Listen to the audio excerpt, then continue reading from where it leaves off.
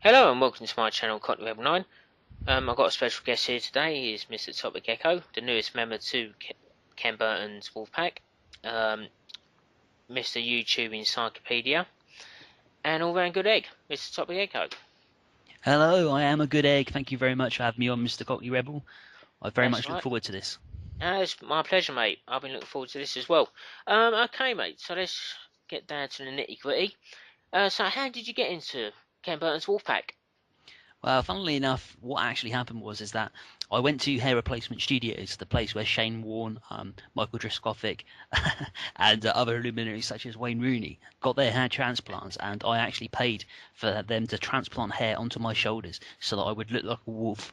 I then took Polaroid pictures and sent them directly to Mr. Ken Burton, and he was so impressed with my stooped back that he thought I was a wolf and let me into the wolf pack.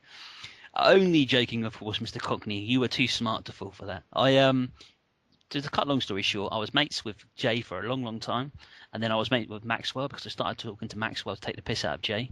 Yeah. So we had that in common. Later on, I started speaking to Monk, who was also in the Wolfpack, and I played with him on PSN every day.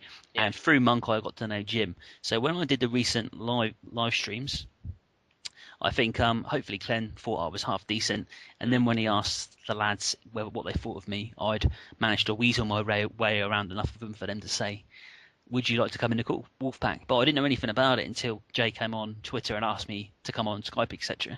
And so now I have official Wolfpack status, so I get to howl at the moon and generally be an overall hairy bastard. Fantastic. Yeah, funny enough, I was just talking to Maxwell about you actually being part of the Channel Check Live that was on past Sunday. Um, you didn't really talk that much during the Channel Check Live, but you know what? When you did speak, mate, it was very enlightening. I think you did really help the people who did submit their channels to make it better than what it is. Thanks a lot, man. It's definitely a lot easier to look at other people's work than it is your own. Oh, Because it is, yeah, after I did it, I had to come and have. I came back. I said in one of my videos, I come back and had a look at my own channel and judging myself on the stuff that I've been judging other people's. It really showed up a lot of stuff. So yeah, a lot yeah. easier to look at other people's than it is yourself for real. That's for fucking sure. Oh, But it is. that's why the channel check's good, you know. Mm. That's Oh, what it makes is. it It is. work. Yeah. No, I think it's a great format. It's a shame I can't really watch it live. I have to watch the recordings. Yep. And anyway, let's get on to the next subject I want to talk about. It's the game. It could be disappearing from the high street. What are your thoughts on that? Well, you go first, Courtney. You tell me what your thoughts are, and I'll tell you. I'll try not to disagree.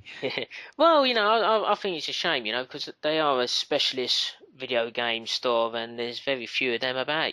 I think them and right, they own Game Station, but they're at the moment they are the only specialist stores out there, apart from your basic pre-owned stores. Like little corner shops you find with pre-owned games. I think it's just a shame. I think supermarkets once again sort of trying to corner a market which they're not really tailored to market, and they're just going to show the top 20 games. I just think it's a travesty. I just do. For a company that's got a revenue of 1.6 over 1.6 billion pound, I think it's a travesty. Nice. Yeah, it's gonna be a shame for a lot of people, I think. But Mm. it's another thing like you say about the supermarkets. I mean, I have to admit, put my hands up straight away that it's a long time since I actually bought a game from Game. And I was saying the other day that I think that on average at the moment, probably to buy a game from Game is maybe £5 or £6 more expensive for a PS3 game than it is to buy it from a little supermarket. Are you sure about that? Yeah, it is for me. Yeah, because generally speaking, PS3, really? yeah, generally speaking, when I'm buying a game from Asda, a lot of the stuff is price checked. Say, for example, if you Mm. go and buy Uncharted 3, for example, at the moment, they drop them down for certain weeks. So Uncharted 3 is like 25 quid at the Mm. moment. And then UFC is one of the latest releases. It's 36 quid. And I know for a fact that you can't get it from game for less than 40. So it's just Mm. all the prices are constantly being squeezed by Asda, and the reason is that Game only sell games, and so they have to charge the full RRP to make it worthwhile. Whereas Asda don't give a fuck. They can make 10, 15p from every sale if they want to. I suppose so, yeah. Doesn't make a blind bit of difference to them. And Mm. so it's just I think for Game they're just getting less and less competitive, you know. And like we said before with like the PlayStation Mm. Network and Xbox Live, Yeah. they're obviously, and Steam as well, of course, Steam, they're all Yeah, chugging into those profits and those yeah, sales, you know. So I think it's very difficult. It's like HMV with the iPods and iTunes, exactly the same situation. HMV at the moment apparently are only staying above water because of them selling those fashionable headphones, and yeah. that's the only thing that's making a profit for them. So Yeah, because difficult. I was just trying to think where I bought my FIFA 12, because for a while I sort of hesitated buying FIFA 12 because whenever I went into my local Asda or wherever, it was quite expensive. Like it was over the £40 mark, and I weren't going to pay over £40 for fucking FIFA. Mm. So I think it weren't. I think I actually bought it in HMV in the end. I think for like 38 quid or something. I thought it was actually in game I bought it, but it weren't. I think it might have been HMV.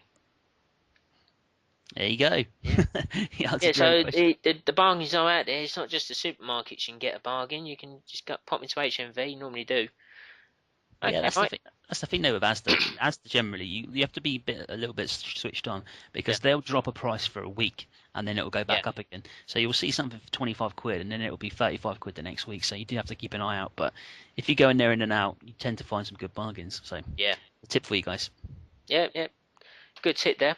Okay, guys, we're going to open up the floor now to Mr. TopperGecko. He can ask any question he wants or make a statement, whatever.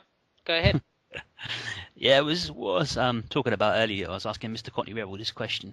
He's a cheeky young scamp on the streets of the East End of London, probably chimney sweep, picking pockets, doing his Oliver Twist bit, and yet he ends up supporting Liverpool FC. Yeah. And there's so many clubs in London. How many professional clubs? Maybe 13 or 14 professional clubs in Mm, London. mm, So mm. how does a man of your stature, your abilities, your wonderful charm end up supporting the Scousers?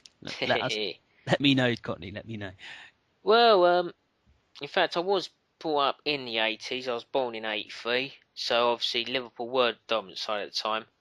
But it weren't just that. It was just I just liked Liverpool anyway. I liked their philosophy, the like the fan reaction app. Because one thing I found with London teams was they're very moany. They do like to complain, and they're more fickle than your average football fan, and that really annoyed me. And I was just born a stone throw away from Upton Park, born in Newham General Hospital, just down the road, Mm. and I don't know, it's just West Ham just never appealed to me. I West Upton Park is a shithole. I've been there twice, and it really, really Oh, it is. is, mate. It's fucking horrible. As you know, mate, I was a gate steward at Upton Park for like a season, and you saw the fans come in, and they all look like Uncle Fester's. It was. Yeah. As I was saying to you before, it is the Alabama of Britain. They all look alike. It's like fucking hell. That's Green Street, isn't it? It's like what Green Street really is. What they really look like. Yeah. Yeah, it's Crazy.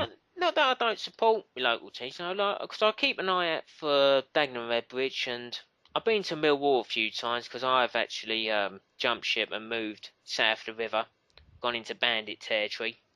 Um, I've, I've been to Millwall quite a few times, and they play some decent football, and I've enjoyed it. And I do support the odd London team, but generally with the big sides like West Ham, especially Arsenal, I can't stand Arsenal. Tottenham, they're very fickle, they're very moany, bit like Newcastle in a way. I just can never really support West Ham. Nah, you need to take a mortgage out to support the Arsenal with fucking Spurs as well. Oh, Chelsea. you're doing all, yeah. Fulham are a good club. Sorry? I said Fulham are a good club. I like Fulham, but yeah, I'll take your point. Yeah, yeah. Okay, guys, we're coming up to the end of the video now, so I'd like to say thank you to TopperGecko for coming on to my channel. Thanks a lot, my friend. Thanks for having me. Cheers, man. Yeah, cheers, mate. Yeah, once again, I will have his link to his channel in the description. Please check him out. He's a very witty guy. Very good. He deserves a lot more better than what he's getting at the moment. Views, subscription wise, and all that. So please check him out. Cheers, guys. Thanks for watching. Like, comment, and subscribe, and I shall catch you later. Bye bye.